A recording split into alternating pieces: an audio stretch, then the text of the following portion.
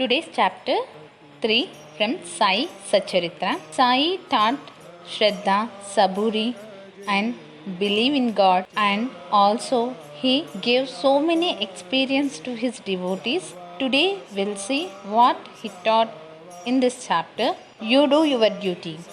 Don't be afraid in the least. Steady your mind and have faith on my words. If my Leelas are written, the avidya will vanish, and if they are attentively and devotedly listened to, the consciousness of the world existence will abate, and strong waves of devotion and love will rise up. And if one dives deep into my Leelas, he would get precious jewels of knowledge. If a man utters my name with love, I shall fulfill all his wishes, increase his devotion. And if he sings earnestly my life and my deeds, him I shall beset in front and back and all the sides. Those devotees who are attached to me, heart and soul, will naturally feel happiness when they hear these stories. Believe me that if anybody sings my Leelas, I will give him infinite joy and everlasting contentment. It is my special characteristic to free any person who surrenders completely to me and who does worship me faithfully and who remembers me and meditates on me constantly. How can they be conscious of worldly objects and sensations who utter my name, who worship me, who think of my stories and my life, and who thus always remember me? I shall draw out my devotees from the jaws of death. If my stories are listened to, all the diseases will be got rid of. So hear my stories with respect and think and meditate on them. Assimilate them. This is the way of happiness and contentment. The pride and egoism of my devotees will vanish. The mind of the hearers will be set at rest, and if it has wholehearted and complete faith, it will be one with supreme consciousness and simple remembrance of my name as Sai. Sai will do away with the sins of speech and hearing. The Lord entrusts the different works to different devotees. Some are given the work of building temples and mats or ghats on rivers. Some are made to sing the glories of God. Some are sent on pilgrimage. But to me was allotted the work of writing the Sai Satcharitra. Being a jack of all trades but master of none, I was quite unqualified for this job. Then why should I undertake such a difficult job? Who can describe the true life of Sai Baba? Sai Baba's grace alone can enable one to accomplish this difficult work. So when I took up the pen in my hand, Sai Baba took away my egoism and wrote himself his stories. The credit of relating these stories therefore goes to him and not to me.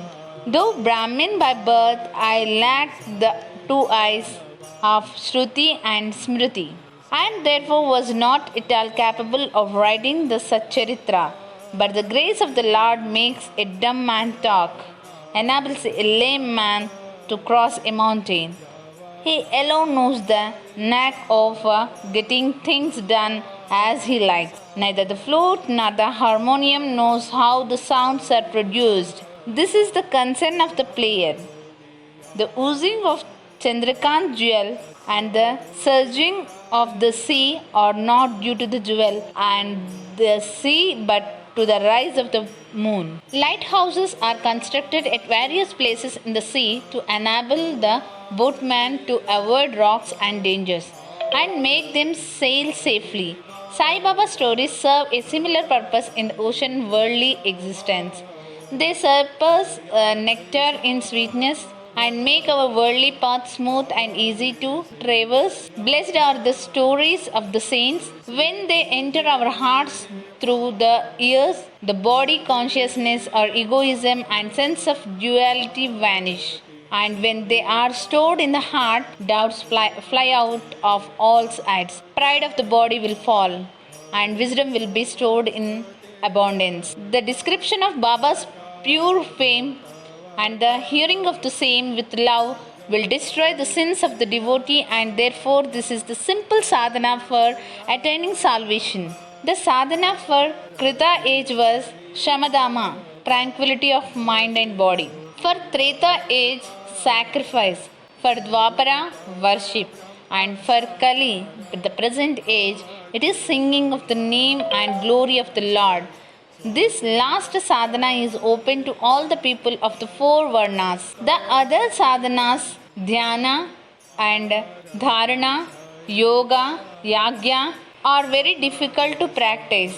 But singing and hearing the stories and the glory of the Lord is very easy. We have only to turn our attention towards them. The listening and singing the stories will remove the attachment to the sense and their object, and will make the devotees dispassionate and will ultimately lead them to self realization. With this end in view, Sai Baba made me or helped me to write his stories, Satcharitra. The devotees may now easily read and hear the stories of Sai Baba, and while doing so, meditate on him, his form, and thus attain devotion to Guru and God, get detachment and self realization. In the preparation of writing of the work Satcharitra, it is Sai Baba's grace which has accomplished everything, making of me as a mere instrument. Everybody knows how a cow loves her infant calf. Her udder is always full, and when the calf wants milk and dashes at the udder, out comes the milk in an unceasing flow. Similarly, a human mother knows the wants of her child and feeds it at her breast in time. In case of dressing and adoring the child, the mother takes particular care to see that this is well done. The child knows or cares nothing about this, but the mother's joy knows no bounds when she sees her child beautifully dressed and adorned. The love of mother is peculiar, extraordinary, and disinterested, and has no parallel. Sadhguru feel his motherly love towards their disciples. Sai Baba had the same love towards me, and I give an instance of it below. In 1916 AD, I retired from government service. The pension that was settled in my case was not sufficient to maintain my family decently. On Guru Purnima, 15th of Ashada, day of that year, I went to Shirdi with other devotees. There Mr. Anna Chinchikar, of his own accord, prayed to Baba for me as follows: please look kindly on him. The pension he gets is quite insufficient. His family is growing. Give him some other appointment. Remove his anxiety and make him happy. Baba replied, he will get some other job, but now he should serve me and be happy. His dishes will be ever full and never empty.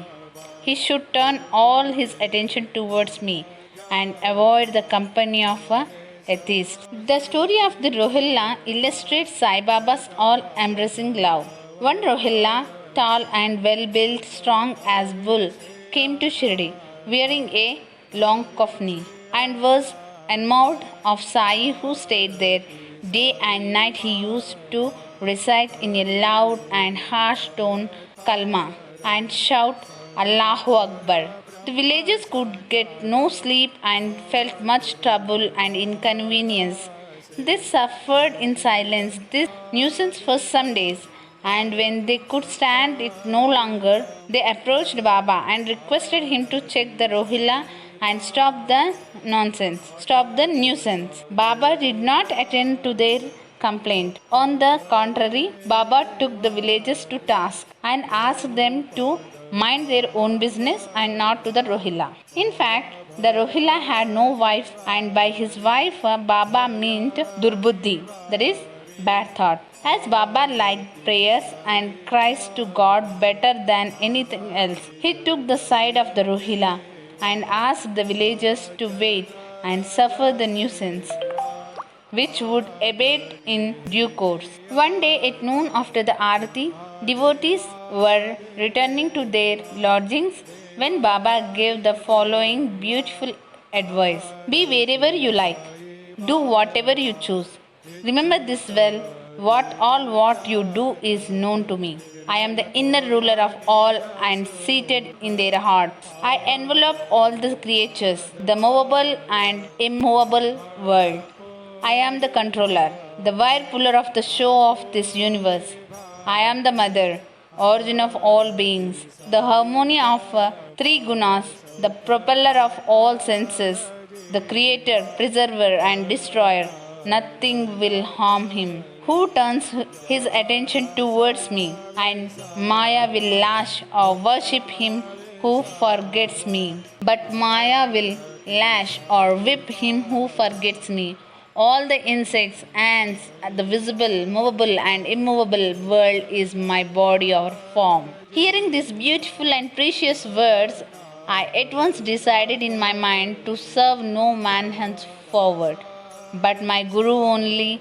But the reply of Baba to Anna Chinchanika's query that I would get some job began to revolve in mind, and I began to think whether it would come to happen as future events showed. Baba's words came true, and I got a government job, but that was of short duration.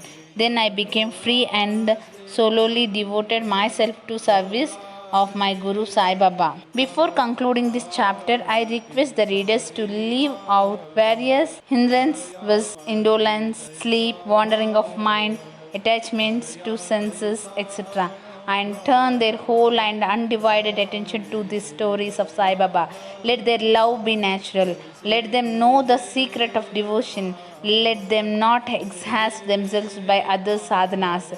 Let them stick to this one simple remedy, listening to Sai Baba's stories. This will destroy their ignorance and will secure for them salvation. A misere may stay at various places, but he always thinks of his buried treasure. So let Sai Baba be enthroned in the hearts of all. In the next chapter, I shall speak of Sai Baba's advent in Shirdi.